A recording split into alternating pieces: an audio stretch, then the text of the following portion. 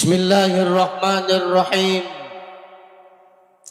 Assalamualaikum warahmatullahi wabarakatuh.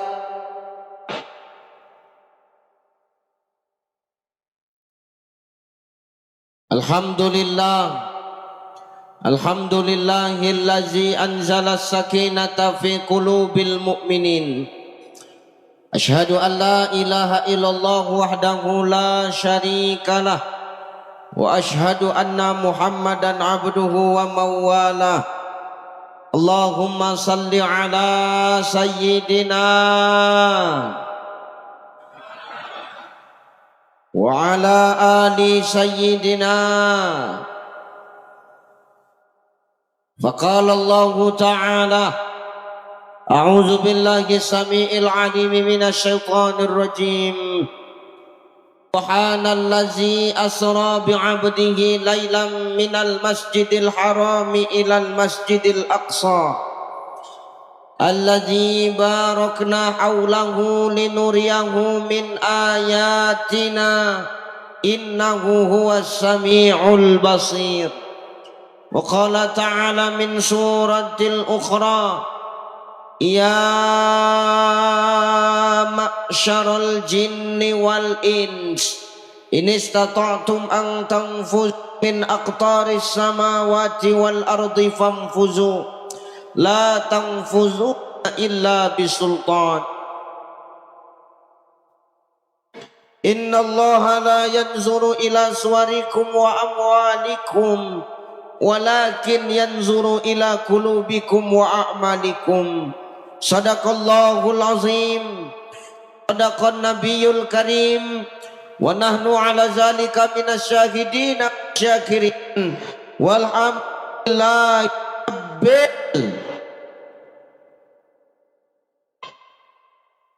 Sehat Bu? Sehat Bu? Saya biasa ceramah di mana-mana tuh. Yang dekat saya itu emak-emak garis keras.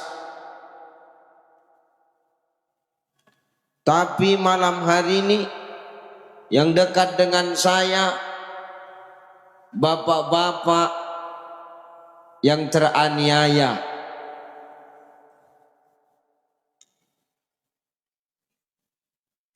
Iya. Tapi luar biasa susunannya. Biasa suami itu mengawal istri, Pak. Ini kalian pula yang dikawal sama istri kalian. Menandakan ternyata ibu-ibu itu adalah manusia hebat. Betul Bu? Betul. Mak-mak adalah kelompok manusia yang tidak bisa dilawan. Betul. Mak-mak garis keras adalah manusia yang berani. Ketika sen kanan bidup dia belok ke kiri. Betul.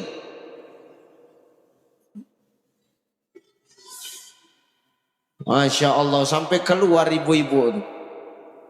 Tadi saya sampai lebih kurang pukul 4:30 Pak. Sampai saya kemari. Berlabuh saya di Pulau Burung situ tadi. Tempat berlabuhnya kapal. Saya datang bersamaan dengan kotak pemilu.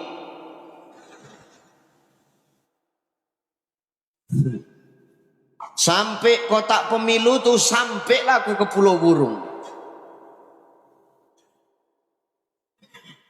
Masya Allah, luar biasa Pak. Lama tadi menunggu kapal tuh kemari. Rame orang di pelabuhan Batam tuh. Taulah Imlek ini bos. Macam-macam model ku tengok tadi. Sampai kemari hilang hafalanku Bu. Menunduk aja. Lama-lama nggak sanggup, sakit juga tengkukku kan. Angkat sekali-sekali. Begitu sampai kemari masyarakatnya antusias. Mudah-mudahan pertemuan kita ini menjadi berkah. Amin. Tengoklah Pak, istrimu tengok. Sampai keluar mereka duduk penuh. Ini menandakan perempuan-perempuan di Pulau Burung ini adalah wanita-wanita solihah. Tak solehan, tak banyak janda, tak tahu juga aku nih. Warna beda tipis tuh Pak, banyak janda sama banyak wanita solehah. Tapi kalau ini insya Allah wanita solehah ya Bu ya. Ya Bu ya. Amin. Ini wanita-wanita yang rajin ngaji. Wanita-wanita yang rajin majelis taklim. Wanita-wanita ngaji rajin wiridan. Wanita-wanita yang rajin ngerumpi.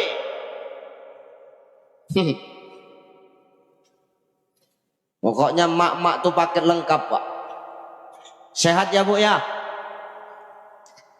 Dan tadi masuk kemari ramai ibu-ibu itu menengok saya Pak. Begitu saya datang, terkejut orang, itu Ustadz Ucai yang di YouTube tuh. Asal tengok mukaku, ditengoknya fotoku. Iya tidak. Maka dalam kitab Tarbiyah Islamiyah dikatakan perempuan itu yang menyebabkan masuk ke neraka itu karena ada.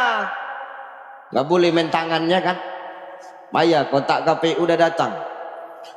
Yang menyebabkan perempuan lebih banyak di neraka itu Bu, di antaranya dia tak mampu menjaga lisannya.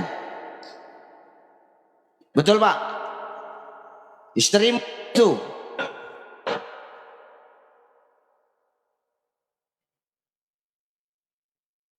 pantang nih aneh-aneh pasti diceritakannya Pak. Ustadz yang lain, Ustadz datang pun dicurigainya lain sama yang di TV, lain sama yang di YouTube. Di YouTube tuh agak tinggi sikit, agak cerah sikit. Aslinya gelap aja. Ya kan Kak? Iya kata ibu tuh. Ih jijik pula aku dengarnya. Aku diam aja aku. Cuman tanda aku siapa orangnya tadi. Tengoklah nanti. Sehat Pak? Oh sehat lah, malam Jumat pula kan. Laki-laki ini kalau udah malam Jumat sehat-sehat. Atuk tuh yang udah tak bergigi pun sehat. Ya Allah, luar biasa ya. Mudah-mudahan bapak-bapak ini adalah ahli-ahli sorga, amin. Orang-orang yang kuat dan tegar dalam mendidik istri. Karena apapun ceritanya yang dibuat sama istri nanti bakal kita pertanggungjawabkan di hadapan Allah. Betul Pak? Maka pandai-pandai mendidik istri. Istri itu diciptakan dari tulang rusuk yang paling atas. Dia paling bengkok. Kalau kita ngikut sama dia, kita bakal terikut bengkok. Kalau kita keras sama dia, kita bakal dibalikkan ke showroom. Kan gitu. Kalau balik showroom sama surat-suratnya nggak apa-apa. Ini BPKB ditahan. Kan sedih awak. Duda tapi surat-surat nggak lengkap kan. Tes. Ini kenapa suaraku lain? Nih, kita ini suami, kita nanti yang akan mempertanggungjawabkan apa yang dilakukan istri di muka bumi Allah nih Pak. Makanya kau jadi istri jangan sok paten kali kau. Kau kirain nak jadi laki-laki nih setengah mampus kami ini, tahu kau.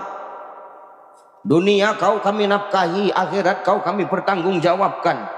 Tapi kadang-kadang melawan aja mulut kau itu. Heran kali aku nengok kau itu. Mudah-mudahan ini adalah laki-laki yang kuat. Ustadz, iya, ku berikan contoh kepada istriku Ustadz. Ku suruh dia ngaji, tapi dia lebih milih ngerumpi. Siapa yang salah? Tetap suami Pak.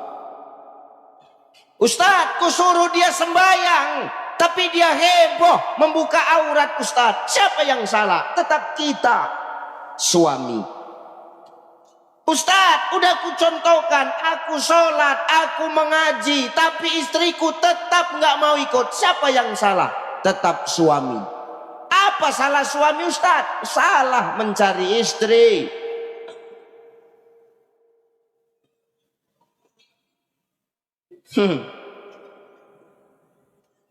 Betul nggak?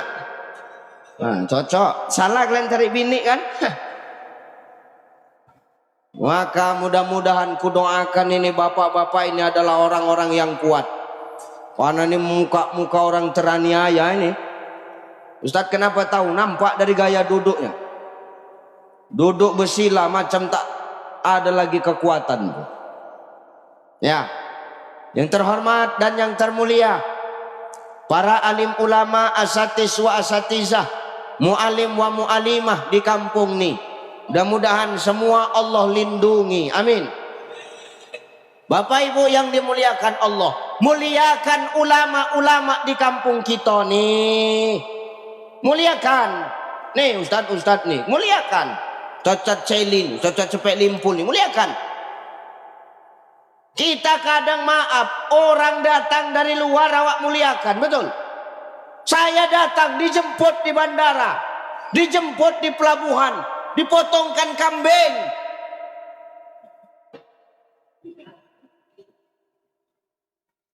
Kadang kita lupa sama ulama di kampung kita. Padahal ulama di kampung kita nih, merekalah tonggak yang mendatangkan keberkahan di kampung. Tengok Pak, kasihan ulama-ulama kampung. Muliakan mereka. Bilal-bilal mayit, penggali-penggali kubur, muliakan Pak.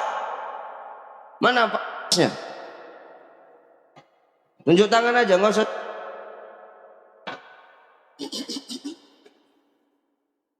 Wah, anak nyari kepala desa pun menyamar dia, dipiringkannya itu seolah-olah dia rakyat jelata, pemimpin dia. Kepala desa yang merakyat, masya Allah. Apa priode Pak? Enggak, aku nanya. Ini sekdesnya, kadesnya mana? Enggak kotaknya. Tak harus dijaga, nggak dijaga. Soalnya kotaknya kardus, dah kardus digembok kan bahaya. Sekdes, ini sekcam, ya Pak Sekdes ya, untuk muliakan penggali kubur Bilal mayit Pak. Kasihan penggali kubur Bilal mayit tuh, dapat uang kalau ada yang meninggal aja. Kalau tak ada yang meninggal nggak begaje orang tuh. Jangan mayit penggali kubur tuh berdoa, ya Allah kalau bisa besok pagi saya meninggal, jangan. Nanti payah awak. Ya tuh, muliakan guru-guru ngaji Bilal mayit Pak. Sisa-sisa PKH tuh kasih sama orang itu, jangan telan sendiri. Dengar kau Pak Secam.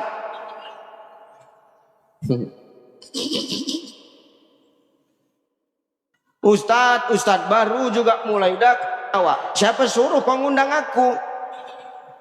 Mana peduli aku habis ceramah selesai pulang aku. Perkara kalian berantem sini. Ini nampaknya nanti dapat bisikan ini. Cukup sekali aja lah ngundang Ucai kemari.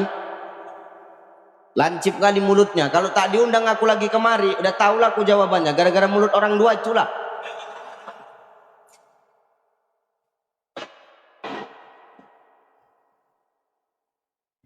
Ya Allah. Maka muliakan ulama-ulama kampung, guru-guru ngaji, betul?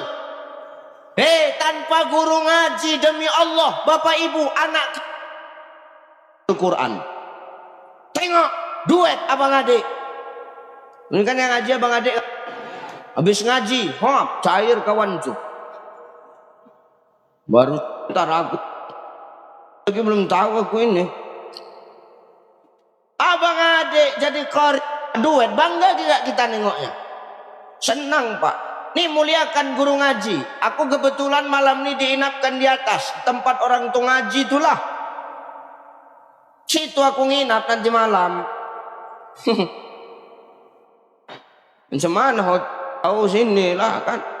Mana lagi situlah aku nikmati malam nih.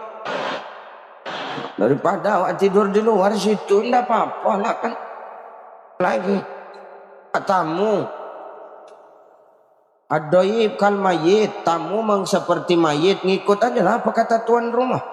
Tinggal di atas, nggak apa-apa. Tuh, guru ngaji itu dimuliakan. Kenapa Ustadz? Guru ngaji itu yang mengajar Al-Qur wa kadzalika anzal Qur'anan Arabiyya nafihi minal wa'idi la'allahum yattaquna aw yuhdisu lahum zikra. Demikian kami turunkan Al-Qur'an dengan bahasa Arab supaya apa? Quran itu menjadi peringatan, menjadi penampar bagi orang-orang yang bertakwa. Jadi ini yang mengajarkan Quran, yang mengajarkan peringatan sama kita, tolong muliakan. Guru-guru ngaji itu tolong dimuliakan. Ya Bu, Bu, dengar telingamu. Wah, wasik skincare aja kau beli. Habis skincare suntuk. Guru ngaji, di sini berapa kalian kasih Bu guru ngaji sebulan? Berapa? Berapa Pak? 20. Sebulan 20. Yang parahan lah. Guru ngaji yang ngajarkan Quran kalian kasih 20.000. Ya Allah. Ini ngeri Pak. Ini orang yang ngajar Quran segitu kita hargai. Pertanyaanku, kalau orang yang kadang mengajarkan komputer, mengajarkan les bahasa Inggris, berapa yang kita kasih? Lebih tinggi apa lebih rendah? Lebih tinggi. Ini padahal yang diajarkan dunia Quran, yang diajarkan dunia akhirat. Lebih mulia mana? Quran kan? Kenapa tidak lebih kita hargai? Padahal nanti ketika kita mati yang ditanya itu pakai bahasa apa? Bahasa Inggris atau bahasa Quran? Pengen tahu aku dulu. Malaikat tuh datang pakai bahasa Inggris apa bahasa Quran? Bahasa Quran, bahasa Arab. Man rabbuka, ma nabiyuka, ma imamuka, ma ikhwanuka. Gak pernah mayit tuh datang pakai bahasa Inggris. Hello, good morning mayit. How are you? Apa kata mayit? How are you? How are you? Kepala otak kau lah.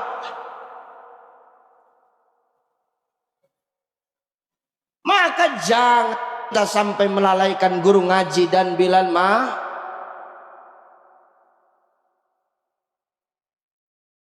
muliakan guru-guru ngaji, muliakan ulama-ulama kampung di tempat kita nih, karena dengan hadirnya mereka lah yang mengundang keberkahan dari Allah Subhanahu wa taala. Amin. Yang terhormat Sahibul Bait, Bapak Kepala Desa yang hari ini diwakilkan oleh Bapak Sekcam. Mudah-mudahan Pak Sekcam ini nanti saya datang lagi jadi kades. Amin. Kalau cocok siramannya kan gitu. Kalau nggak cocok siramannya sekdes saja lah. Sekdes ini bahaya Pak. Jangan kalian pikir sekdes tuh nggak bahaya. Sekdes tuh musuh kades, tahu kau? Sekdes tuh tiap hari doanya satu aja, setruklah kades tuh, setruklah kades tuh. Nah kalau kades sudah setruk, dia naik jadi kades. Udah tahu kali awak utaknya kemana. Enggak bilang kades, yang dekat-dekat kalau sama sekdes bahaya, musuh dalam selimut tuh. Sama macam Sekcam nih, gitu juga kelakuannya.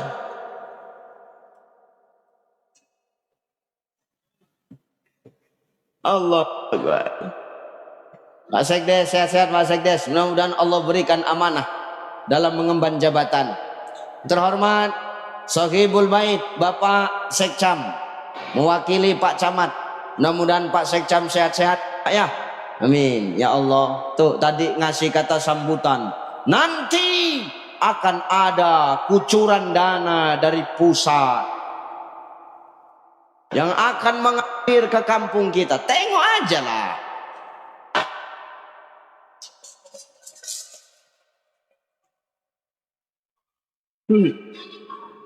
Nah.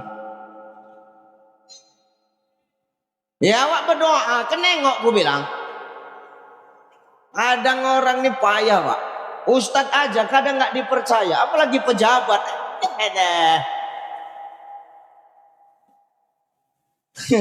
Beda kami Ustadz, kami pasti insya puas.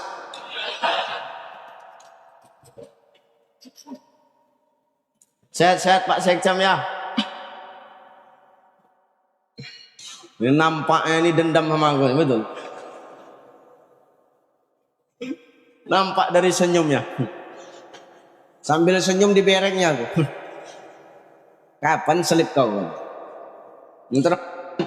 Bapak Ketua PHBI. Pak siapa Pak? Hah? Pak Safrudin. Masya Allah. Sehat-sehat Pak ya? Masya Allah. Apa tak sehat ya kan? Iyalah. Udah dapat penggantian tuh ha? Sehat lah. Mana lagi ya kan? Makanya fresh, saya senyum aja. Biasa ketua tuh stres, dia nggak santai. Ya. Sehat-sehat Pak Ketua. Bapak Ketua BKM. Ciamir. Nah, Bapak pengurus BKM.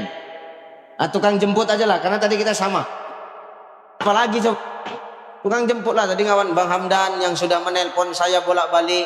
Para tokoh agama, tokoh masyarakat, tokoh budaya, sesepuh, nini sepuh di kampung ini yang nggak bisa kusebutkan satu persatu. Mudah-mudahan Bapak Ibu senantiasa semua dilindungi oleh Subhanahu wa Ta'ala. Amin.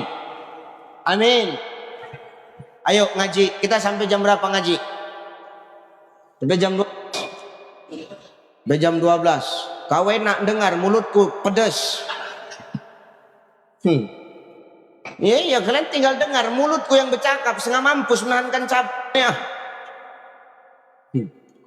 Ayo, ibu bapak yang dimuliakan Allah, tadi begitu saya masuk diiringi hadroh sama adik-adik tadi Pak. Tala'al badaru min saniyatil wajib syukru mada'alil.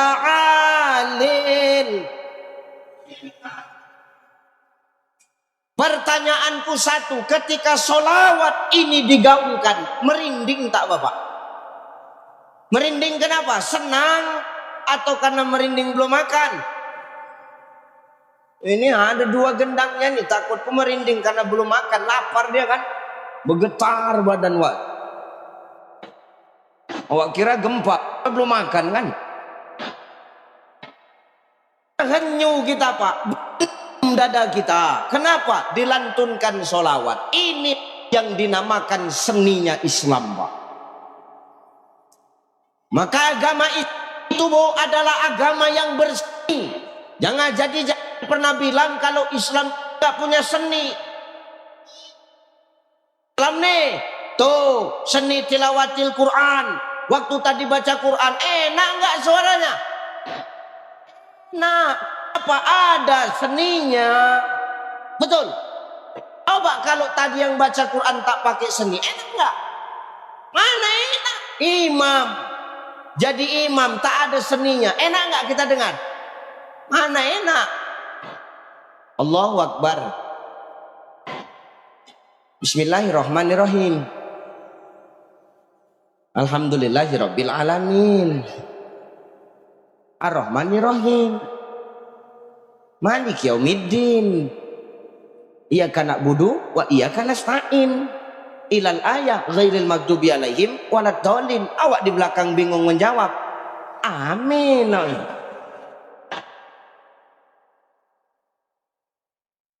Maka seni itu ternyata penting dalam kehidupan ini Pak.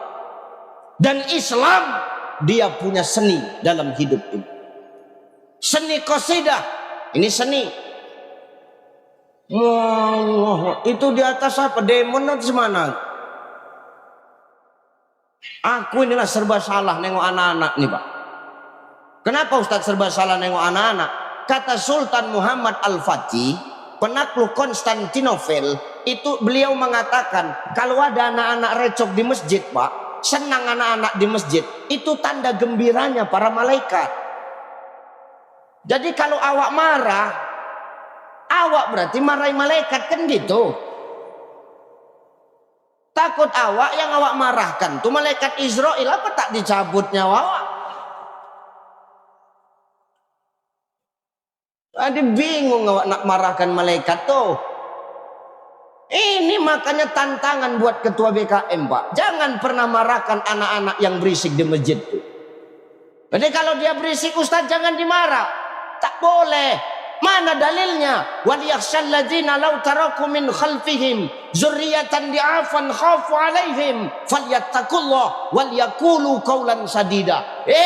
Mak ayah, orang tua, mak ayah, orang Pulau Burung. Jangan kau meninggalkan anak-anak yang lemah, anak-anak yang bodoh sesudah kau mati, kata Allah. Falyattaqullah, maka bertakwalah kau kepada Allah. Wal yaqulu qaulan sadida, berikan kepada mereka pengajaran dengan perkataan yang baik. Jadi kita nggak boleh marah, kita suruh ngomong baik, tuh Pak. Jadi kalau anak-anak recok di masjid ini jangan dimarah, biarin aja. Syukur-syukur jatuh tam meninggal selesai, itu aja.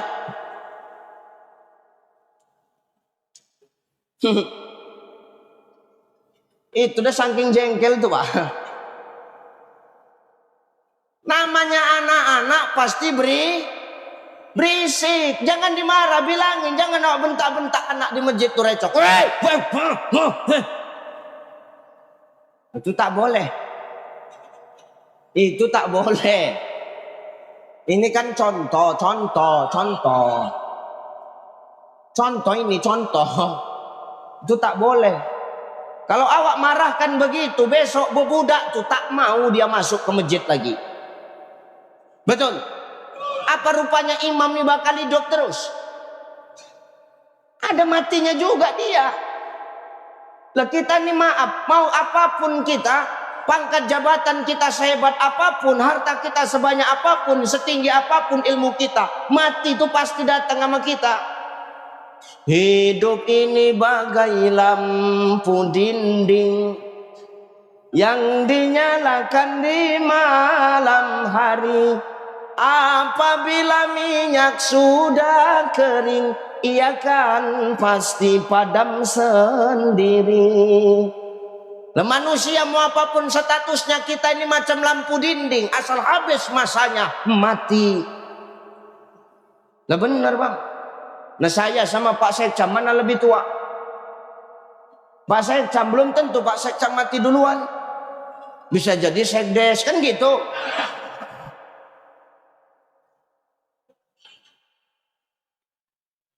Kita tidak tahu itu.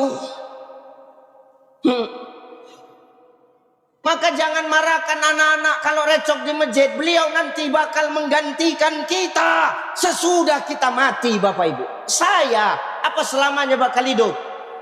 Enggak. Saya apa bakal selamanya kuat ceramah berdiri? Enggak, akan ada masanya saya ceramah duduk bawa kitab. Mungkin sekarang saya masih semangat. Diam. Masih bisa.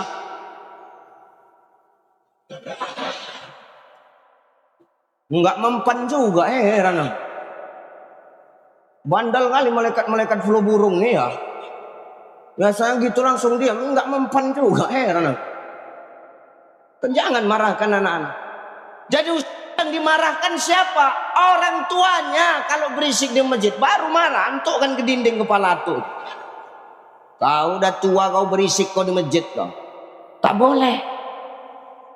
Maka jangan kita marahkan anak-anak kita. Kalau ada anak-anak berisik di masjid Pak, itu yang salah siapa? Siapa yang salah? Yang salah kita, orang tua. Biar tahu kau dulu. Kita yang salah Pak. Kita kadang jadi orang tua, maaf, taunya menyuruh, cuman memerintah, tapi jarang melakukan apa yang kita perintahkan sama anak-anak kita. Betul? Ngaku mulut kau, ngaku kau. Ada ku pijak kepala kau, ngaku aja lah kau. Geram aku dah. Maka hidup ini jangan cepat kali nyalahkan anak-anak Pak. Anak kita terjerumus kepada narkoba, kita mikir, kenapa anak kita bisa kena narkoba? Kemana kita? Gitu. Jadi maling. Kita mikir, kenapa anak kita bisa jadi maling? Itu baru orang tua yang benar. Jangan anak udah terjerumus baru kita salah-salahkan. Memang anak setan kau ya. Anak pandai menjawab, anak tuh kalau aku anak setan, ayah setan, bertahu ayah. Yang kasihan siapa? Yang kasihan kakeknya. Kakek tak tahu apa-apa. Jadi aku kakek setan, samalah kau kakek setan juga.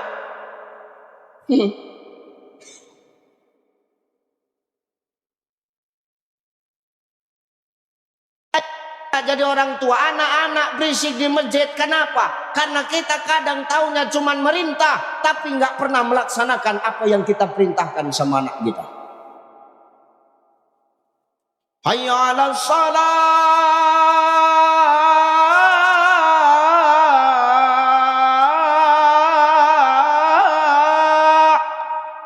Nak, matikan TV nak, ke masjid kau nak. Nantilah ya, kejap lagi ya. Hayya 'alal falah.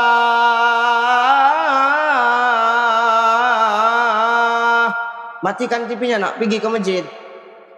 Bentar lagi lah ya. Allahu Akbar, Allahu Akbar. La ilaha illallah. Matikanlah nak TV-nya, pergi kau ke masjid. Bentar lagi ya. Matikan TV-nya, apa kau yang kumatikan?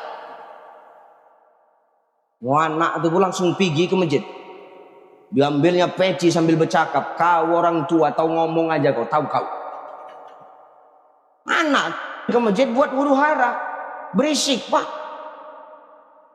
Allahu Akbar, kata imam. Bismillahirrahmanirrahim. Allah. Itu udah berbudak itu macam di atas. Itu mana open aku bercakap apa, mana masuk kotaknya tuh, main aja. Imam tuh dendam. Tengoklah kau nanti ya, selesai sholat ku pijak kepala kau, tengoklah kau nanti.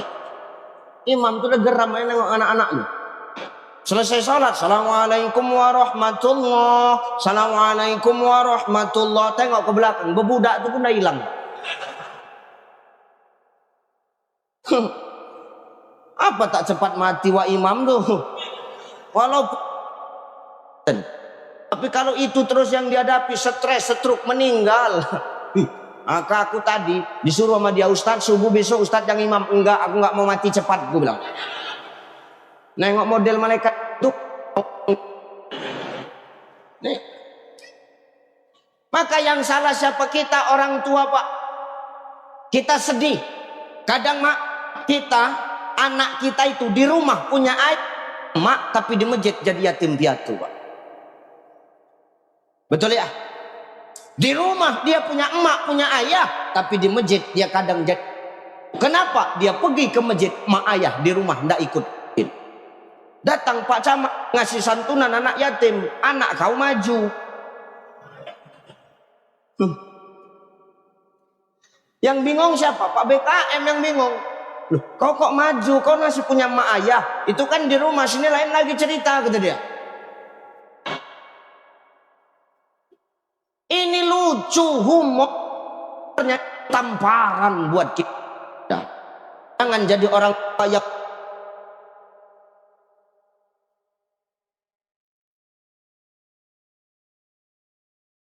Kenapa? Sedikit banyaknya apa yang kita lakukan, anak pasti bakal mencontoh bang. Kalau hari ini muncung kau kau ngomel. Kenapa? Kau merokok depan anak. Dengar kau. Kalau nanti anak kau nggak punya akhlak sama kau selaku orang tua, kau jangan marah. Kadang-kadang kau nggak punya akhlak sama anak. Ada orang tua nggak punya akhlak sama anak. Ada. Main-main kalian ke Batam. Rupanya juga sama kawan. Oh bang, kemari kau bang. Iya. Siapa? Anak kok kau panggil anggota?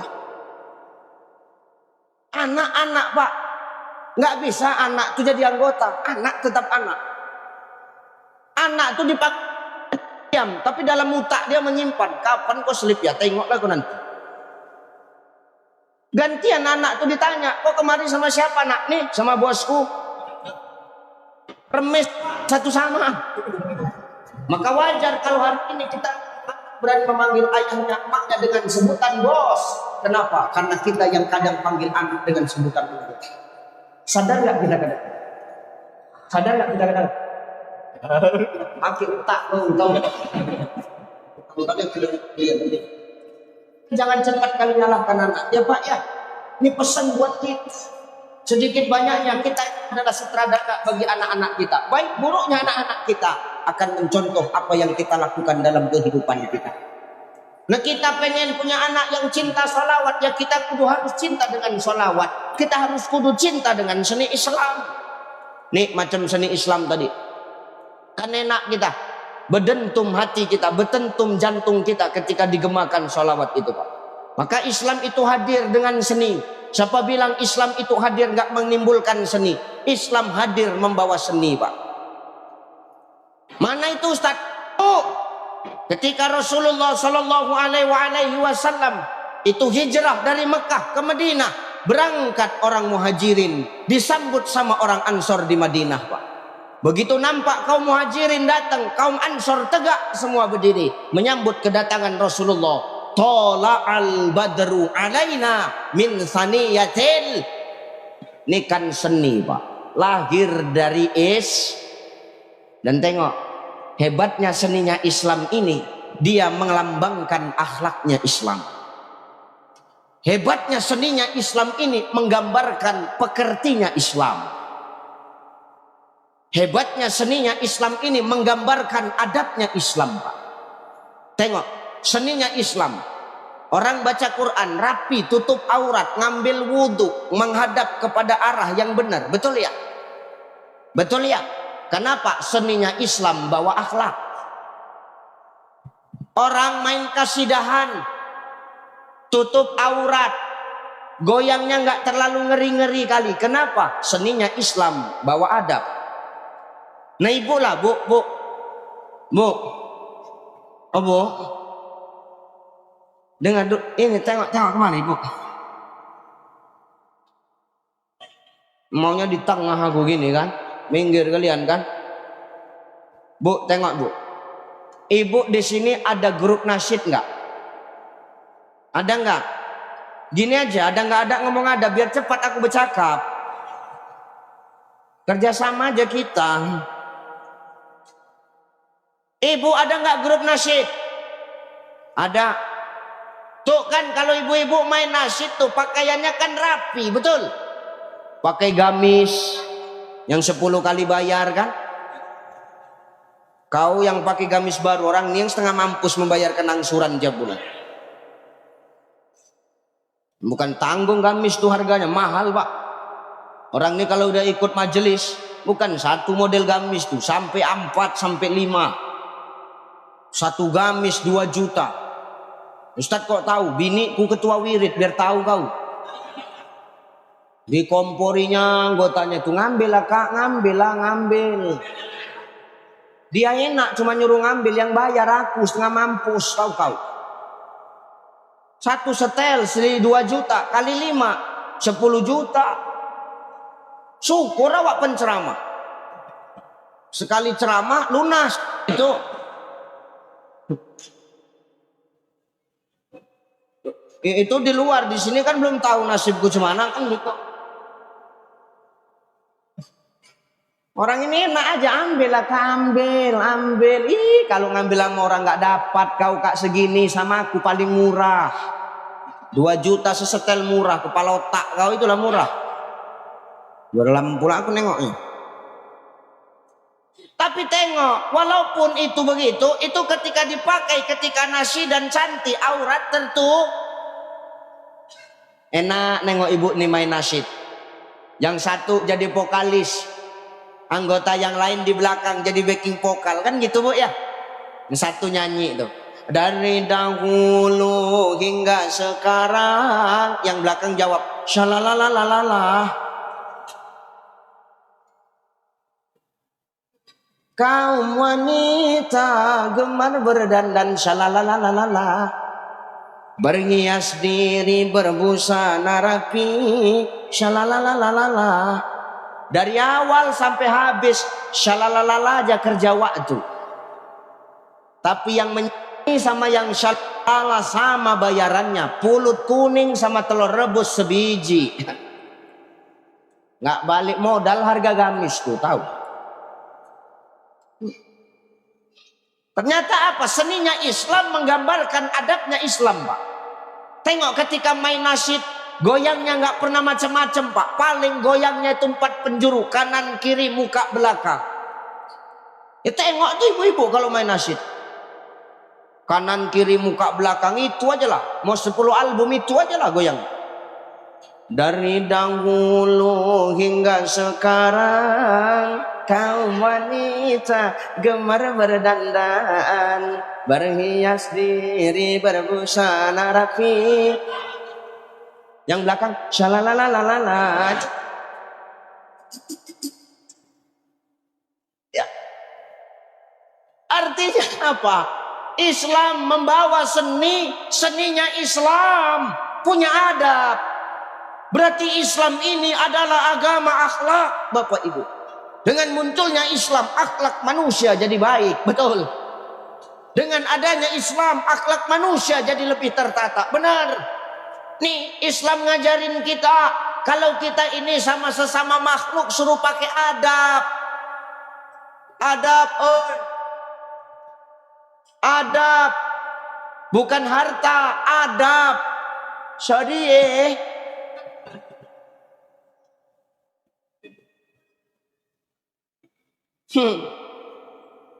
adab tuh. Hebatnya Islam, adabnya suruh bagus, bukan sama manusia saja, tapi sama binatang. Islam pun suruh beradab, Pak. Biar tahu kau dulu. Jangankan sama manusia, sama binatang, Islam pun harus ada adab. Mana adab Islam sama binatang? Perhatikan. Ketika dulu Ibrahim disuruh nyembelih Ismail, Pak. Ismail anakku, aku diperintahkan Allah untuk menyembelihmu. Bagaimana pendapatmu nak? Apa jawab Ismail? Laksanakan ayah. Satajiduni insyaallahu minas sabirin. Insyaallah kau bakal mendapatkan aku sebagai orang yang sabar ayah.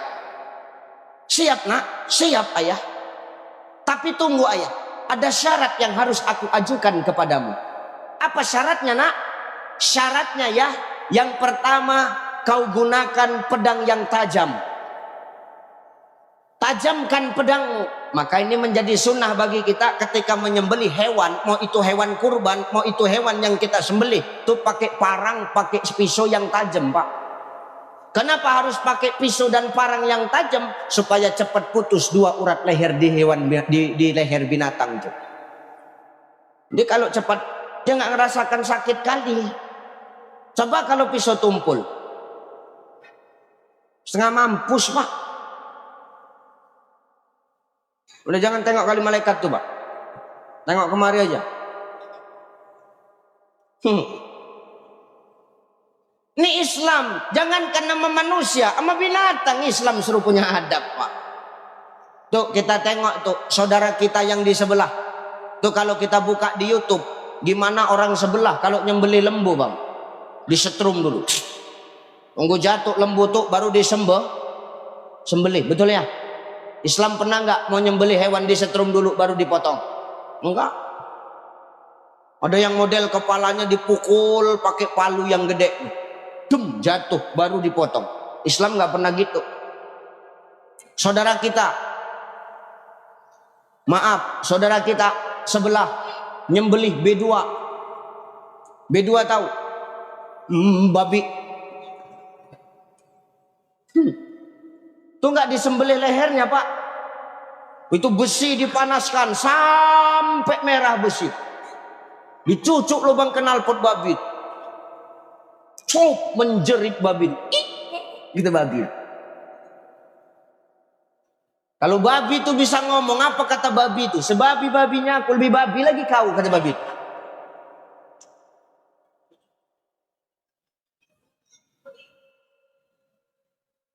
Maka Islam ini adalah agama yang cinta kepada seni. Karena seninya Islam melambangkan akhlak dan adabnya Islam. Ya sama macam dakwah begini. Nih dakwah kalau nggak pakai seni kira-kira bakal enak nggak? Enak nggak? Nih contoh misal saya diundang jauh-jauh dari Sumatera Utara datang kemari ceramah yang saya bahas mati. Bapak mati, ibu mati. Yang di atas duluan mati, jatuh meninggal langsung. Bapak mati, ketua BKM mati, sekcam mati, sekdes mati. Dia nggak pernah bilang diri dia mati. Besok diundang gitu lagi, bapak mati, ibu mati, kau mati, kau mati. Dia nggak bilang diri dia mati. Rupanya ditelepon-telepon, ustadz tuh nggak mengangkat. Rupanya ustadz tuh yang mati duluan.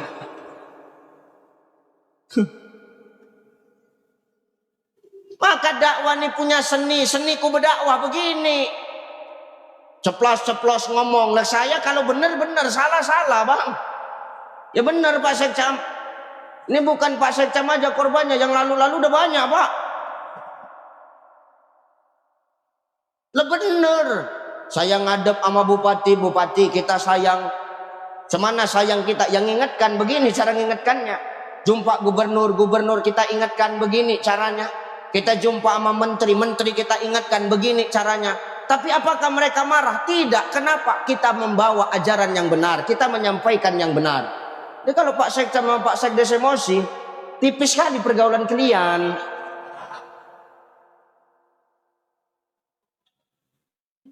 Lah pemimpin itu kan nggak boleh telinga tipis. Kalau pemimpin telinganya tipis, nggak usah jadi pemimpin. Nasi begaduh aja lah sama bawahannya. Jadi pemimpin ini kan serba salah Pak ya. Kita buat benar, kadang salah. Apalagi kita buat salah. Ya benar nggak Pak? Payah ngadepi masyarakat ini. Jadi kuping itu harus tebal. Kalau kuping tipis, sensitif, berantem aja lah. Coret-coret dari PKH. Coret-coret. Itu adalah kerja Pak. Nah pemimpin ini kan satu lagi. Prinsip pemimpin itu kan dilantik ya. Pemimpin kan dilantik ya. Maka jadi pemimpin kalau sudah dilantik, oh dia harus siap untuk dilantak. Kalau jadi pemimpin dilantak, tak siap dilantak, nggak usah jadi pemimpin. Itu prinsipku. Ya. Nih dakwah nih pakai seni. Nah seni saya kayak begini. Bang Haji Oma Irama, dia nggak ceramah Pak. Dia nyanyi, tapi lagunya lagi lagu Islami, betul ya? Di dalamnya ada nasihat, benar ya? Tuh tengok lagu Bang Oma Irama, lagunya dalamnya ada nasihat tuh. Nenteng ceret, teteret, nenteng ceret. Begadang jangan begadang, nenteng ceret. Kalau tiada artinya, nenteng ceret. Boleh begadang, tapi kalau ada maknanya. Kalau enggak usah. Kenapa? Besok enggak kebangun subuh. Ini kan manfaat ya. Jadi pemimpin harus punya seni. Kalau pemimpin enggak punya seni, enggak enak bang. Tuh tengok, Umar bin Khattab. Tuh pemimpin yang kasar. Keras, bijaksana, tapi mengayomi bang. Tuh Umar. Mana buktinya Umar mengayomi? Tuh waktu orang Yahudi datang lapor, ya Amirul Mukminin, kenapa tuh rumahku digusur? Kenapa digusur? Pembangunan masjid. Rumahku kena gusur, padahal baru sebulan dapat bedah rumah. Itu pun karena ada caleg datang kemari. Dapatlah rumahku bedah rumah baru separuh. Udah mau digusur lagi. Siapa yang mau gusur? Abdurrahman bin Auf, gubernur. Oh gitu, iya dah nih nggak usah banyak recok kata Umar. Umar ngambil tulang Pak, tuh tulang digaris pakai pedang. Nih kasih sama Amr bin As. Kasih sama Abdurrahman bin Auf kasih. Nih begitu dikasih itu Abdurrahman bin Auf gemetar tangannya bang. Kenapa? Nih tuh yang digaris dengan pedang oleh Umar bin Khattab seolah-olah ngomong, kau jangan sombong, Pak Gubernur, nanti kau bakal seperti tulang ini. Kau akan menjadi tulang belulang. Langsung nelpon Abdurrahman bin Auf. Proyek pembangunan masjid batalkan. Teleponnya pimpinan proyek tuh. Tapi bos, jangan tapi-tapi, daripada aku kena mutasi dia muncul kau. Cabut. Bangun balik rumah orang Yahudi itu. Umar orang Islam yang lapor tidak seakidah sama Umar Pak. Tapi Umar mendengar suara rakyat Pak. Maka seni dalam memimpin itu apa Ustadz? Seni dalam memimpin, jadi pemimpin yang ngerti apa maunya masyarakat. Jangan jadi pemimpin yang maunya dingertiin terus-terusan sama rakyat. Betul. Nggak tepuk tangan aja, nggak apa-apa. Nih pemimpin harus gini, harus ngerti apa maunya rakyat. Jangan terus-terusan rakyat yang ngertiin ya bang ya. Benar. Tuh seni pak. Dalam hatinya sal kali aku datang kemari nih.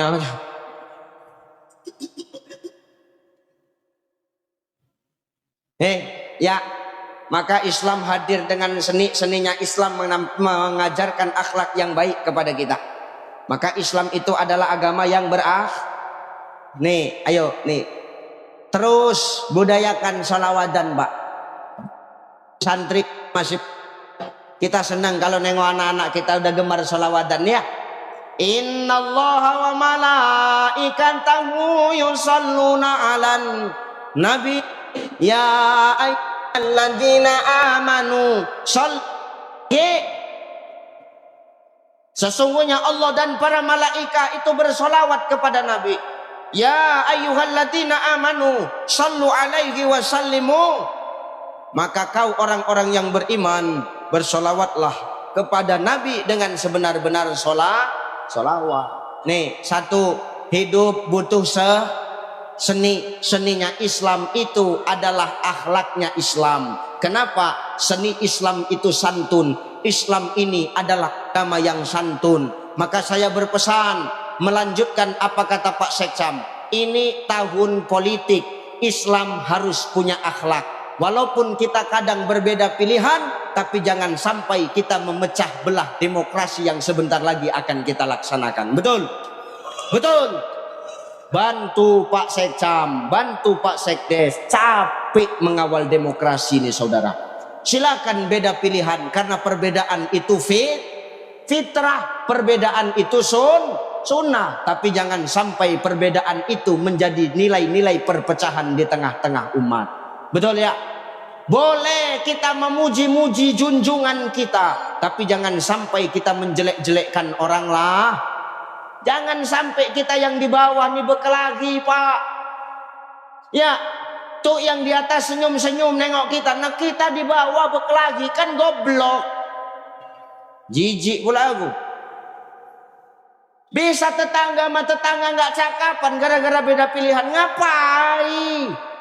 Pertanyaanku, nanti kalau kau mati, yang ngangkat mayatmu tetangga apa yang kau cucuk nanti?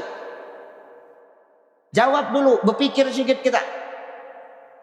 Yang kita mati, yang ngangkat jenazah kita tuh tetangga kita atau yang kita cucuk nanti? Tetangga. Jadi ngapain kita recokin, Pak? Ini 5 tahun sekalinya. Ngapain berisik? Mau siapapun pemimpinnya. Kalau memang kita nggak ada niat untuk berubah, ya nggak akan pernah berubah. Betul ya? Ya sekarang tugas kita ya udah pilih yang terbaik. Semua baik menurut kalian masing-masing, menurut kita masing-masing. Jadi nggak usah kita recokin. Oke? Are you understand? Sok kali kau. Dah nih seni ya. Insya Allah lewat seni kita bisa merangkul semua bang. Amin. Dua, apa yang mau kau sampaikan Ustadz? Nah begini, nih sekarang nih kita sekarang udah berada di bulan apa? Bulan apa? Bulan Februari. Bulan apa? Februari. Bulan bandal kali Februari. Bulan nih perhatikan. Rajab, Sya'ban, Ramadan. Berarti sebentar lagi Ramadan akan kita rasakan kehadirannya. Betul ya? Sebentar lagi Ramadan bakal datengin kita. Benar ya? Nah jadi begini, kalau Ramadan sebentar lagi bakal datang bu, kita sekarang sudah berada di gerbang menuju Ramadan. Nah ibu bapak tadi mau masuk kemari lewati gerbang nggak? Lewati gerbang nggak? Lewat ya. Sama nih kita mau masuk Ramadan, kita kudu harus melewati pintunya dulu. Pintunya mana? Rajab. Maka apa amalan di bulan Rajab ini Ustaz? Dengar Bu, Bu, amalan di bulan Rajab pertama, kau lunasi dulu hutang puasamu yang semalam yang belum kau bayar. Bukan ibu-ibu, kalian pun juga Pak, tahu kau. Kau kadang kerja Wak, motel awak, makan diam-diam sampai rumah pura-pura lemas awak. Masih puasa Bang? Ah masih lah, tak kayak gini aja kok. Padahal muncung kau udah ada cabai di gigi ya. Hutang itu sama Allah dibayar. Kalau puasa kita semalam masih tinggal, bayar Bu. Apalagi Bu, tiap tahun pasti puasanya ada yang tinggal, betul? Ini ibu-ibu, kalian diam apa ibu-ibu kalian? Bu, tiap tahun ibu-ibu pasti puasanya ada yang tinggal, betul? Yang muda-muda aja, yang nenek-nenek diam karena udah monopos. Nenek itu pula paling kuat, betul kata nenek. Awak nengok casingnya amat lah, ini nenek ini kupikir. Ya. Ini utang sama Allah Pak. Ini utang sama Allah Bu. Bu, utang sama Allah. Kita punya utang sama manusia, wajib dibayar. Apalagi kita punya utang sama Allah, wajib nggak kira-kira dibayar? Maka jangan sampai maaf kita pura-pura lupa sama utang kita. Maaf, jangan pura-pura Allah nggak ingat sama utang kita. Allah ingat Pak. Di dunia memang dibiarin, nanti di akhir dipanggil. Dipanggil. Saya dipanggil, Pak Sekcam dipanggil, Pak Sekdes dipanggil, Ketua BKM dipanggil. Ini ketua-ketua yang kami 4 ini, Pak Sekcam, Pak Sekdes, Ketua BKM sama aku. Ini kami masuk surga terakhir kita ini Pak. Karena kita mempertanggungjawabkan apa yang kita lakukan. Loh, pemimpin dengan jabatannya memimpin masyarakat. Saya pendakwah dengan ucapan saya kepada umat, saya lakukan apa enggak, kan gitu. Ini kita berempat terakhir Pak. Ini orang ini duluan, satu sel kita nanti Pak, tenang aja. Satu sel kita berempat nih. Cuman perkara yang dapat remisi siapa duluan itu yang nggak tahu kita. Lewatlah Pak Sekdes duluannya, Pak Sekcam duluannya, BKM duluannya, Ucai duluannya. Ya, tinggallah kita berempat. Tengok-tengokan lah kita Pak. Nggak lama kita dipanggil gantian. Sekcam, kemari. Apa yang kau buat selama kau menjabat jadi Sekcam? Gak bisa jawab, buam sekali.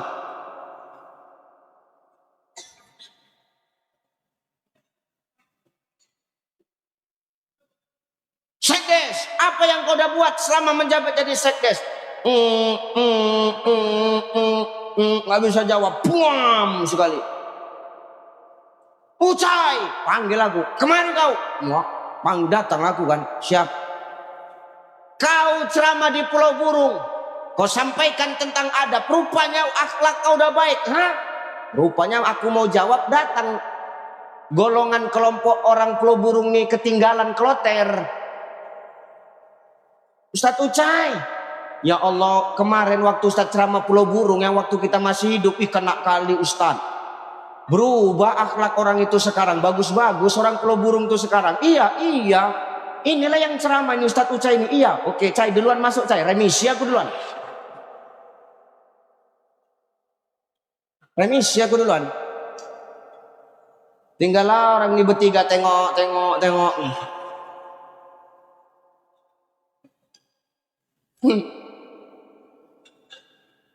Nah, perbuatan kita di muka bumi Allah ini bisa jadi utang sama Allah. Maka utang sama Allah harus kita bayar. Apalagi kalau kita utang manusia saja wajib dibayar, apalagi utang kita sama Allah Bang. Yuk, mumpung lagi ada kesempatan, yuk nih diamalin ya. Nih bulan Rajab tolong diganti ya Bu. Bu, diganti. Puasa yang mana Ustadz? Puasa yang dulu tinggal mulai dari awal ibu balik. Dari mulai balik dulu, ibu balik umur berapa? Dulu ibu umur, sekarang ibu umur 40, balik umur 15 umpamanya. Berarti berapa tahun hidup itu dari balik sampai sekarang, itulah yang diganti. Bapak juga ganti tuh. Kalau ada tinggal. Ya bu ya. Ustadz apa? Kata ibu tuh. Ustadz aku tiap tahun nggak bisa puasa Ustadz. Kenapa bu? Cemana lah Ustadz? Awak baru nikah, dihamili sama laki awak.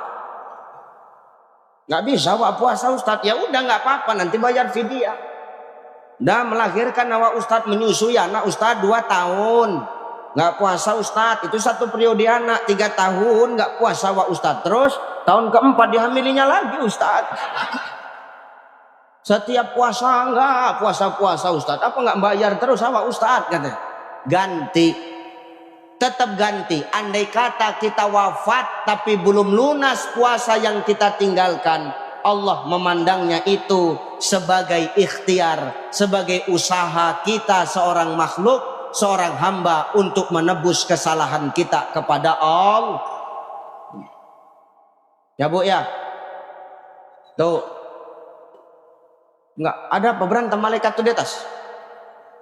Ini jatuh nanti nih, jangan nengok-nengok. Kalian kan malaikat di dunia, bukan di akhirat. Jatuh mati juga kalian. Jangan tengok-tengok ke bawah. Ya. Nih satu amalannya, yang namanya utang kudu harus dibawa. Makanya maaf, orang kalau berangkat tuh Al-Fatihah sebelum diberangkatkan ke kubur tuh kan ditanya tuh. Kalau almarhumah yang wafat ini ada utang, maka siaplah ahli bait untuk menanggung jawab dengan membawa bukti-bukti yang fakta dan nyata. 3 hari kami tunggu berturut-turut. Ini benar bang.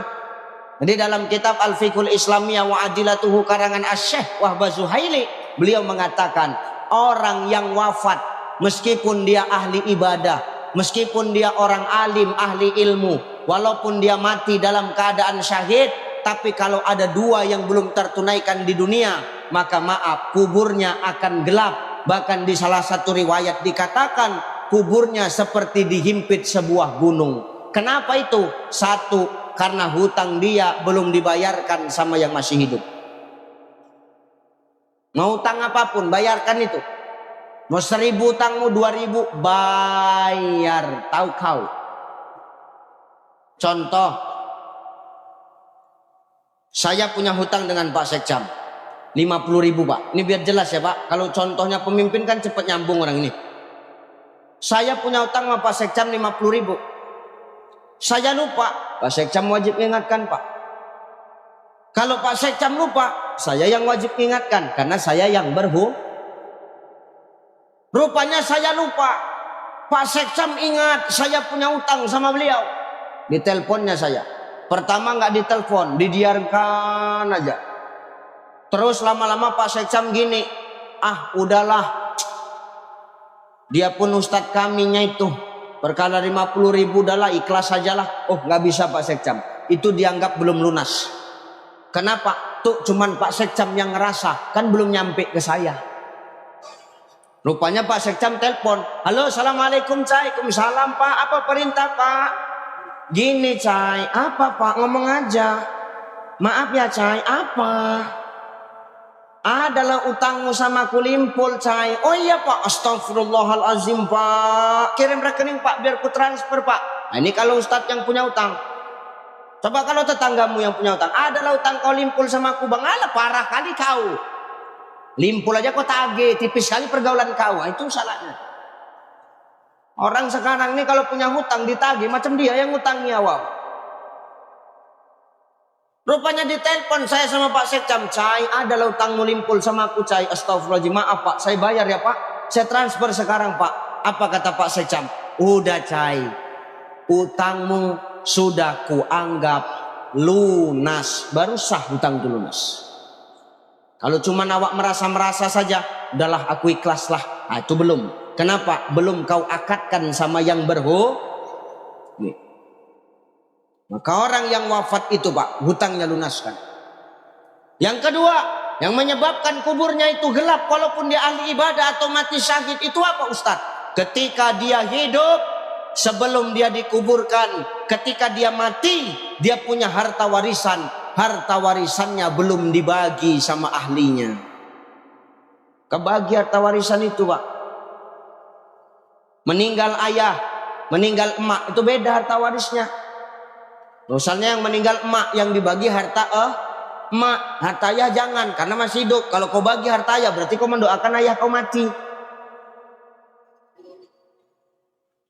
Berapa harta yang didapat emak sama ayah selama berumah tangga? 100 juta, bagi 2, 50-50. Maka yang 50 tuh dibagi.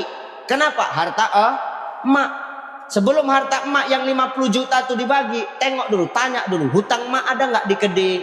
Ada nggak di warung? Ada nggak sama orang? Lunaskan dulu, sisanya tuh baru dibagi. Ah, ini baru bener. Jangan kita nggak bagi harta warisan tuh mayit tersiksa dalam kubur tuh. Ada orang yang mati nggak meninggalkan harta warisan, Ustaz. Ada. Misal contoh. Misalnya aku mati. Ini jangan ada yang bilang amin. Tamparin muncung kalian satu. Ini contoh aja, Pak ya. Meninggallah saya. Jangan ada yang bilang amin ya. Apalagi bilang kobul, hati-hati. Ngeri dalam masjid nih. Meninggallah saya, Pak. Sebelum saya meninggal udah kubagi-bagi harta itu. Kuhibahkan. Rumah untuk kau, ku bilang sama binikku. Rumah ini untuk kau, ku bilang sama anakku. Ladang ini untuk kau, sama anakku ku kasih. Ini yang ini untuk kau, ku bagi sama binikku. Itu sama mereka sudah kuhibahkan. Itu boleh balik nama langsung, jadi hak mereka. Jadi aku nggak punya lagi harta. Tergantung orang itulah. Kalau orang itu masih sayang sama aku, dijaganya aku. Kalau nggak, campakkannya aku, kan gitu. Makanya aku sampai sekarang nggak berani buat gitu, Pak. Nggak berani aku. Ya kalau ada harta awak sikit-sikit, ya awak kasihlah. Namanya itu nama istri, biar tenang dia kan. Itu rumah, macam rumah, Pak. Itu rumah saya buat nama istri saya langsung itu. Ladang itu nama istri. Mobil itu nama istri. Bener, Pak. Itu saya buat langsung nama istri saya, atas nama istri saya. Kok berani Ustadz rumah, ladang, mobil nama istri Ustadz? Karena itu harta warisan dia dari mak dia.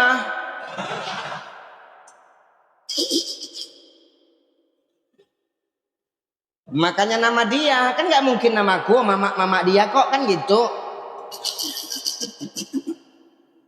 Nyesal pula aku dengarnya Ustadz, kata bapak. Maka hutang wajib dibayar. Hutang sama manusia aja wajib dibayar, apalagi hutang sama Allah. Nih bulan Rajab sebelum nyampe kepada Ramadan, yuk lunasi hutang kita sama Allah. Hutang puasa kita yang terting. Ini dah saya ingatkan. Cai, nggak kau bilangin orang Pulau Burung tuh suruh bayar hutang puasanya, Cai. Udah ya Allah. Jadi kenapa nggak ada yang bayar? Bandal. Yang penting dah aku sampaikan, lepas tanggung jawabku. Apalagi amalan di bulan Rajab nih Ustadz. Nah nih. Bulan Rajab tuh kan bulan bulan Isra Mi'raj, Pak. 27 Rajab itu peristiwanya terjadi. Apa yang membuat Isra Mi'raj ini terjadi? Kan pasti ada latar belakangnya ya. Lah saya nyampe kemari, apa yang latar belakangi saya nyampe kemari? Karena saya kalau saya nggak diundang, saya nyampe kemari nggak? Enggak. Nerot erat itu ada sebabnya. Apa sebabnya Ustadz tuh? Sebabnya dulu ternyata Rasul itu pernah sedih, Bapak Ibu. Sampai-sampai tahun itu dikatakan sebagai tahun Amul Huzni. Apa makna tahun Amul Huzni? Tahun duka cita. Kenapa duka cita? Karena meninggal 2 orang yang dia cintai. Siapa dia? Istri dan pamannya. Oh, Rasul sedih. Berarti Rasul juga punya rasa sedih sama macam kita, betul ya? Bu, ibu kalau suami meninggal sedih nggak, Bu? Bu, ibu kalau suami meninggal sedih nggak? Sedih. Bapak kalau istri meninggal sedih nggak, Pak?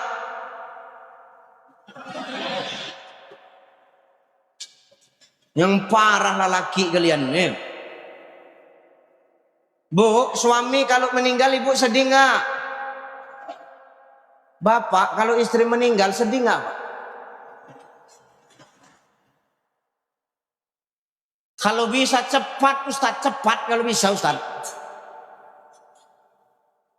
Parahnya lakimu nih Bu, ya Allah. Kalau ibu sedih tandanya ibu cinta ibu sama bapak. Ibu cinta sama suami. Cinta. Kalian Pak cinta sama istri.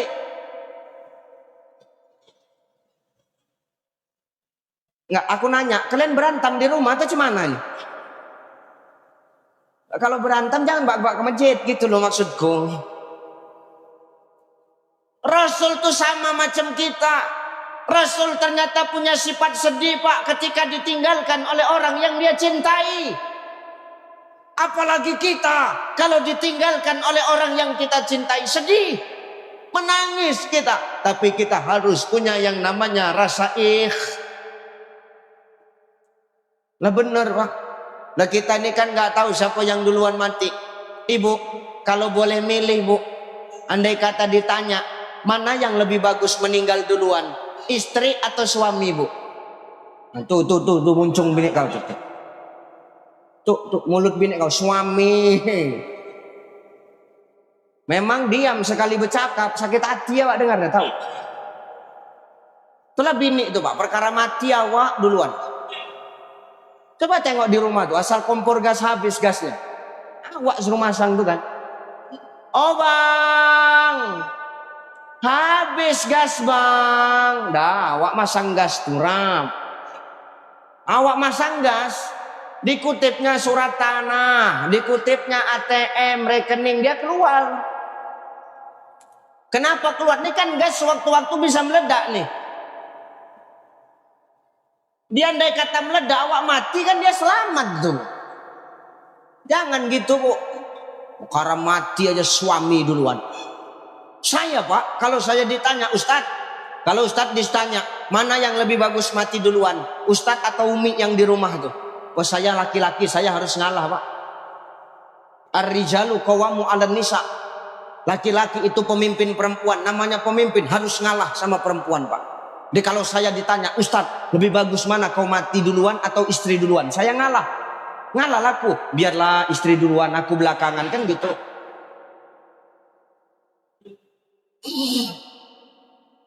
Ini ngalah namanya.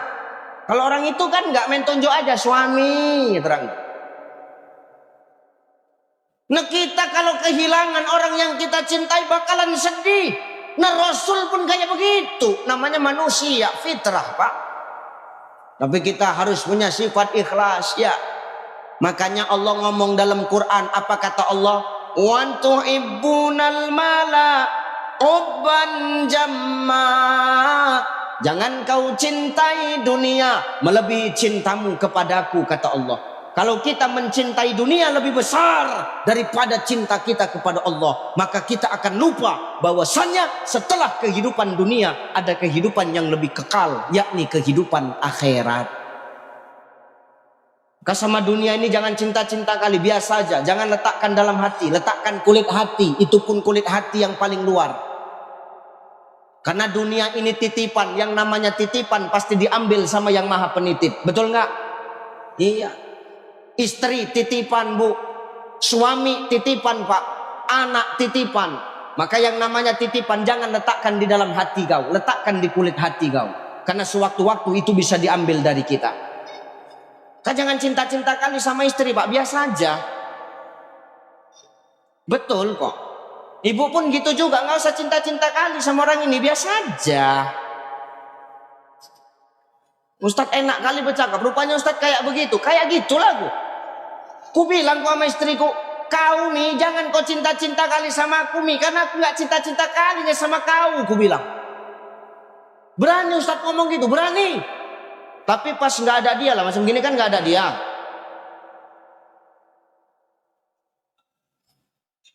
Kalau pas ada dia mampus juga nasibku Pak.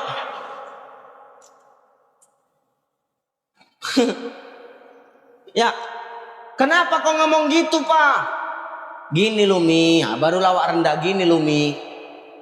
Aku cinta samamu, tak kuletakkan di hatiku. Kau pun gitu juga. Cinta kita ini cukuplah di kulit hati kita yang paling luar.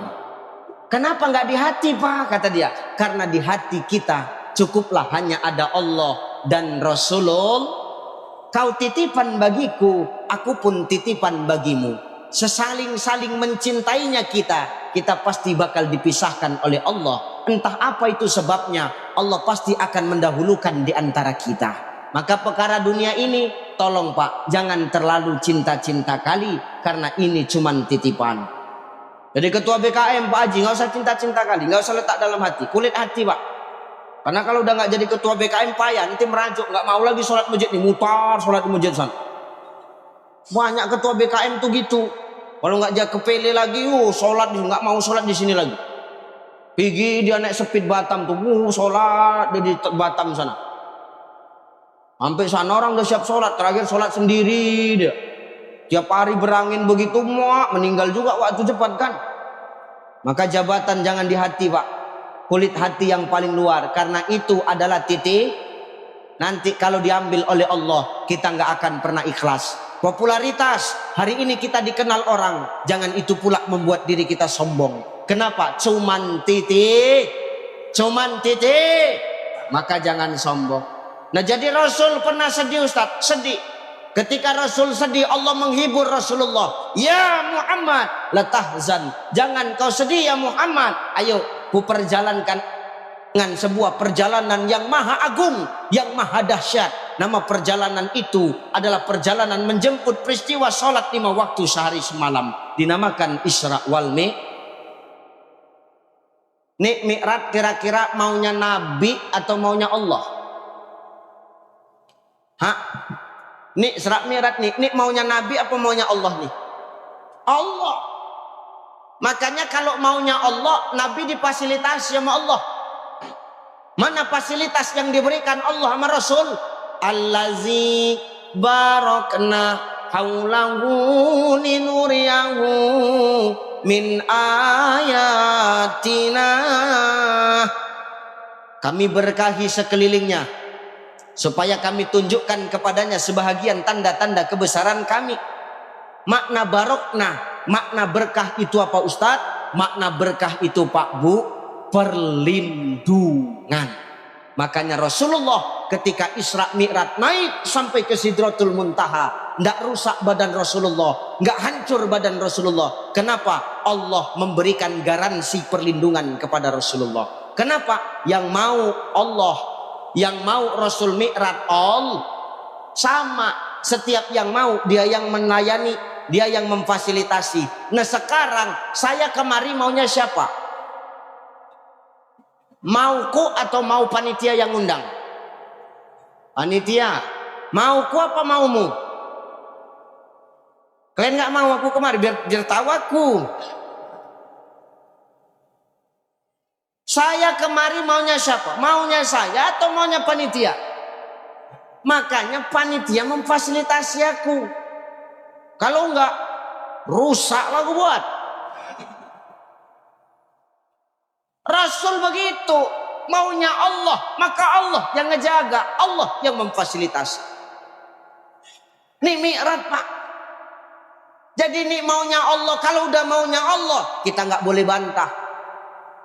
Kalau udah maunya Allah, kita nggak boleh protes. Ikuti maunya Allah. Kadang-kadang kita lebih takut sama maunya manusia dibandingkan maunya yang menciptakan manusia. Bener ya? Ini lucunya kita ini. Kita lebih takut sama maunya manusia dibandingkan dengan maunya yang menciptakan manusia. Memang hebat kali apa maunya manusia itu. Mau apapun jabatan status kita di muka bumi Allah, lakitat min sulalatin min tin, tetap kita diciptakan dari saripati tanah. Kita semua diciptakan dari tanah, hidup di atas, makan yang asalnya dari, ketika mati bakal kembali ke dalam. Jadi apa yang perlu kau sombongkan guys? Gak usah sombong-sombong kali, tanah semuanya. Perkara tanahnya tanah yang mana ya terserah Allah. Ada tanah tandus agak keras sedikit otaknya. Ini bandal-bandal, ini orang bandal-bandal tanah tandus. Ada tanah gambut sekali cangkol berair, kan gitu. Ada tanah wakaf, itu model sedekah aja. Ada yang bajingan, itu tanah sengketa tuh. Udah dipatok-patok nggak dilunasi, sengketa pak. Maka hidupnya buat masalah. Nih, maka ini maunya Allah. Berangkat Isra perjalanan. Setiap perjalanan secara Isra, secara bahasa itu adalah perjalanan. Isra itu secara bahasa perjalanan. Saya dari Kuala Namu kemari, berarti saya sedang apa? Ceramah. Isra. Nah saya dari Kuala Namu kemari mau ngapain? Ya ceramah. Perjalanannya namanya Bapak dari rumah kemari ngapain? Isra. Ibu dari rumah ke pajak ngapain? Isra. Karena setiap perjalanan itu Isra pak. Mi'raj naik. Setiap yang naik itu Mi'raj.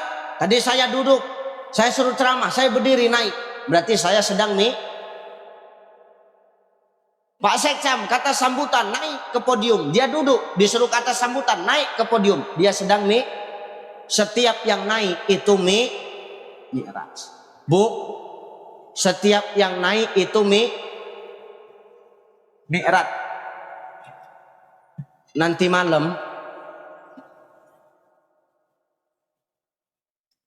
malam Bu, kalau tiba-tiba ada yang naik tiba-tiba ada yang naik nanti malam Bu, udah nggak usah protes, Mi'raj. Bapak Bu, ngapain bang? Mi'raj. Ikuti aja dia mau Mi'raj. Mi'raj besar pahalanya Bu, jangan menolak. Tapi capek kami Ustadz, layankan aja. Kedebok pisang. Daripada ditolak berdosa. Apalagi ini malam Jumat. Siapa seorang istri yang melayani dengan ikhlas kepada suaminya tanpa suaminya meminta dahulu. Sekali ronde 60 orang Yahudi mati. Satu ronde, ketiga ronde apa enggak 180 Bu? Ada yang nanya, Ustadz kalau setiap malam Ustadz satu kampung mati semua orang Yahudi. Usahakan orang Yahudi, bini kau pun mati Pak.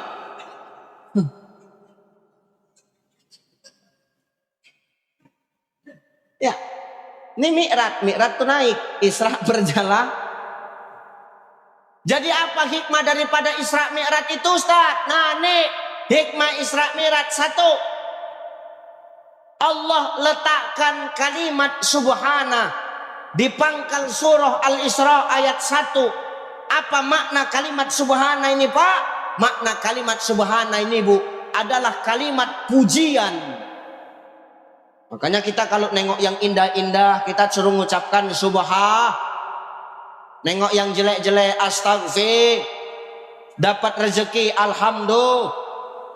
Mendengar orang meninggal inna. Itu kalau yang bagus-bagus kita mengucapkan subhanallah. Kalau jelek astagfir.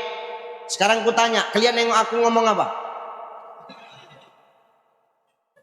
Ini kalau astagfirullah biar ku tutup doa sekalian ini. Kenapa Allah letakkan kalimat pujian di pangkal surah Al-Isra itu Ustaz? Karena Allah pun takjub dengan ciptaannya dia Pak. Isra Mi'raj ini takjub Pak. Makanya Isra Mi'raj ini nggak bisa dipikir sama akal manusia. Makanya Isra Mi'raj itu peristiwa ini yang mempercayai bukan akal. Karena kalau akal nggak akan nyampe. Mustahil sepertiga malam Rasul dari Mekah ke Palestina, dari Palestina naik ke Sidratul Muntaha, subuh udah nyampe lagi ke Mekah. Ini kalau akal manusia nggak nyampe. Maka mempercayai Isra Mi'raj tidak perlu pakai akal, tapi pakai iman Bapak Ibu. Makanya ketika Rasul selesai Isra Mi'raj, banyak yang mengatakan Rasul itu gila. Kenapa? Mereka menafsirkan Isra Mi'raj dengan akal mereka, tidak dengan keimanan mereka Pak. Yang berani ngakui siapa? Abu Bakar Siddiq. Nih, kenapa? Dia tidak pakai akal, tapi dia pakai hati. Dengan hati itulah kita mampu mengimani peristiwa Isra wal Mi'raj itu. Dia nggak masuk akal kalau Isra Mi'raj itu pakai akal. Apalagi akal kita akal manusia, nggak masuk Pak. Maka apa hikmahnya? Tuh Allah saja memuji ciptaannya. Makanya di bulan Mi'raj ini sebelum sampai kepada Ramadan kita disuruh memperbanyak berzikir memuji Allah Pak. Nah subhana itu kalimat apa? Tasbih ya. Tasbih itu bagian dari apa? Zikir ya. Maka nih bulan Rajab pertama tadi suruh melunasi utang puasa. Yang kedua bulan Rajab kita suruh banyakin zikir sama Allah. Kenapa harus zikir? Ala bizikrillah tatmainnul qulub. Dengan zikir hati kita bakal tenang bang.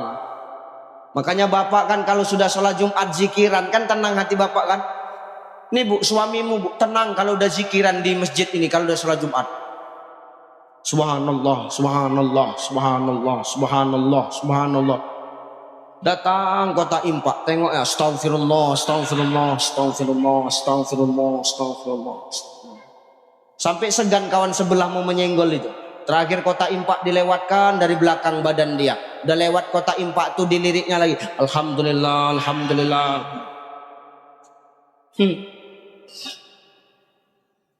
Tenang orang zikir. Kenapa tenang? Hatinya ada Allah.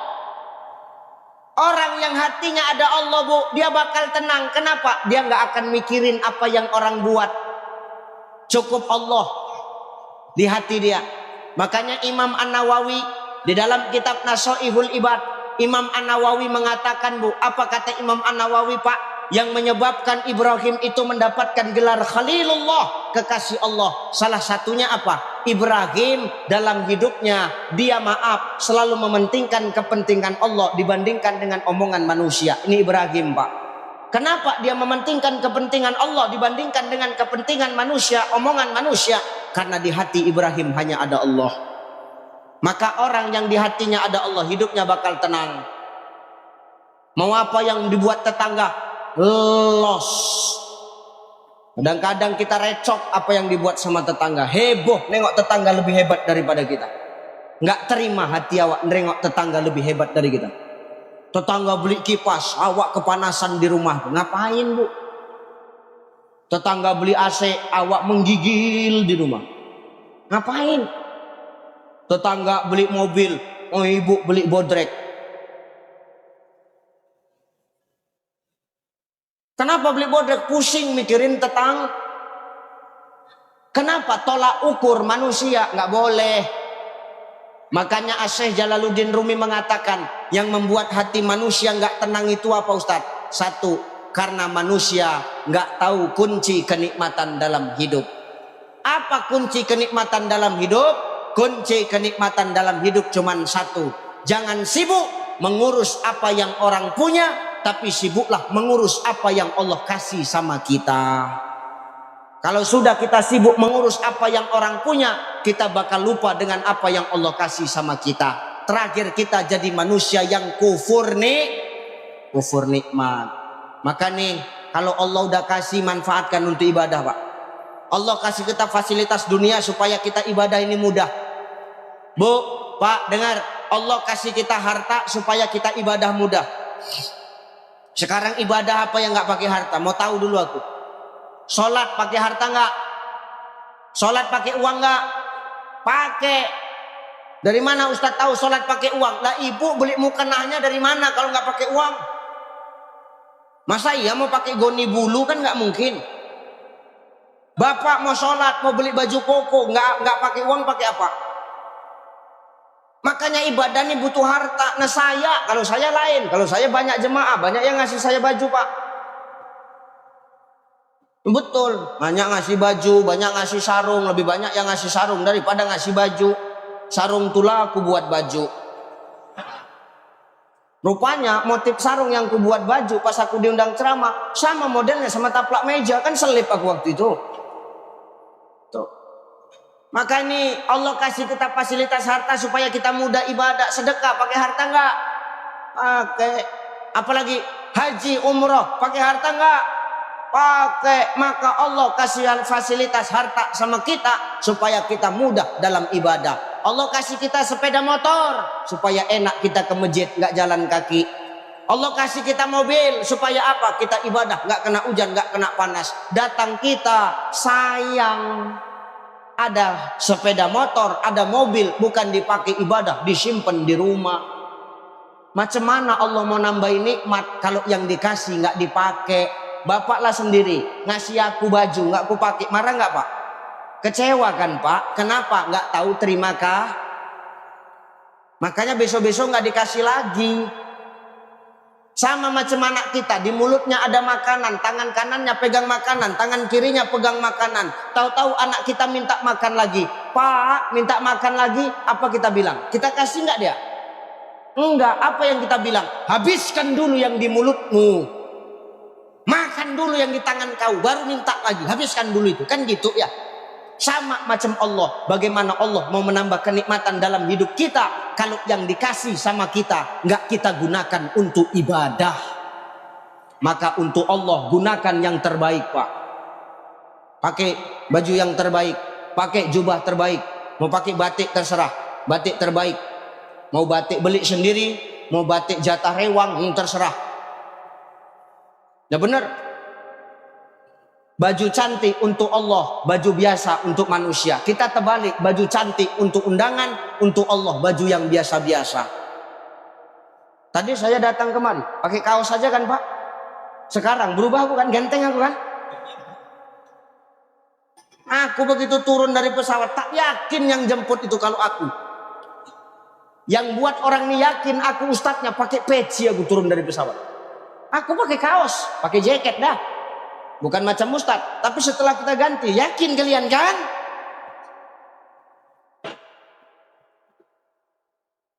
Kenapa? Aku mau yang terbaik untuk Allah. Kalau kita kasih yang terbaik untuk Allah, Allah bakal tambah. Ini enggak, baju cantik untuk undangan, untuk Allah ke masjid kau pakai baju biasa. Ustadz tahu dari mana? Nggak usah cerita lah Bu.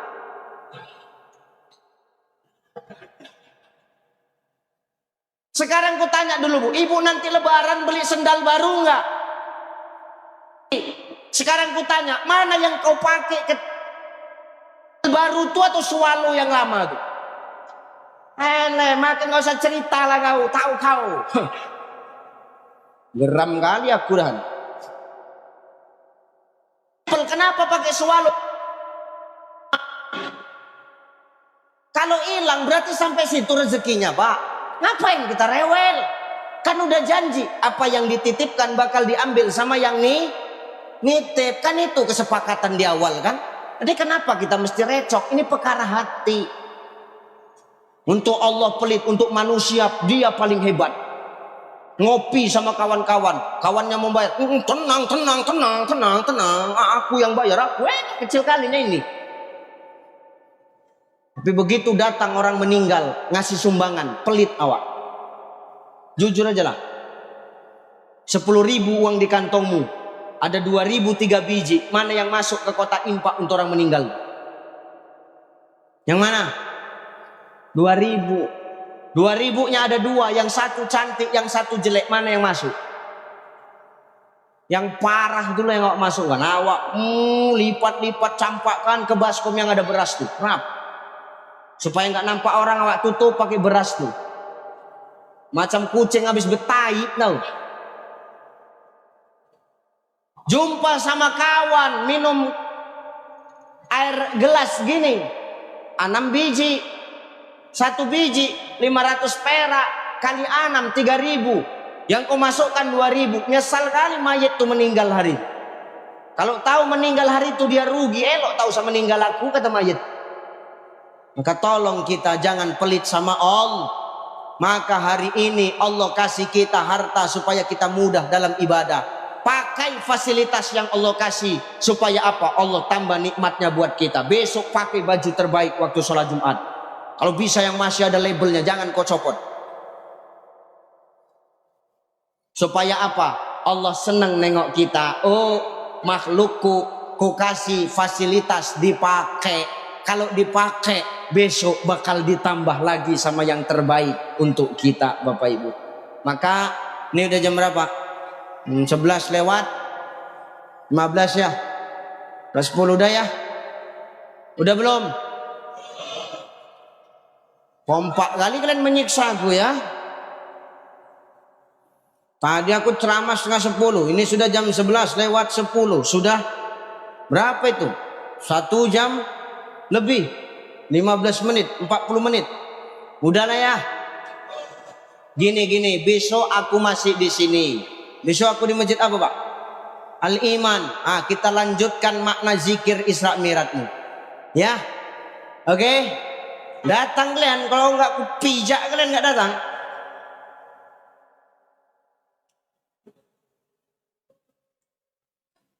Ini malam apa?